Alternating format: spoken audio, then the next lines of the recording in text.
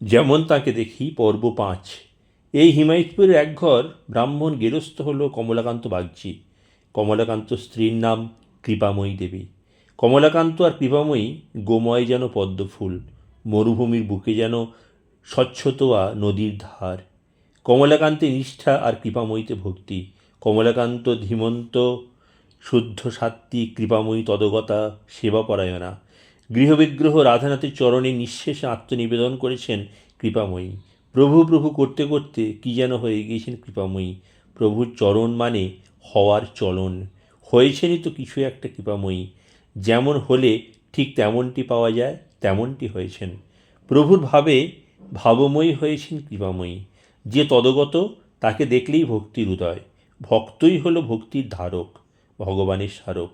নিত্যানন্দ প্রভু রাস্তা দিয়ে হেঁটে যাচ্ছেন, যে দেখেছে তারই প্রাণে লেগেছে প্রেম ভক্তির মূর্ছনা। মহাপ্রভুর ভক্তরা নাম সংকীর্তনে বেরিয়েছেন, প্রেমের মুদগর নিয়ে বেরিয়েছেন পাষণ্ডী দলন করতে। যে দেখলো সেই মিশে গেল কীর্তনে, কীর্তনে মিশে নাচতে লাগলো, হরি হরি বলে নাচতে লাগলো।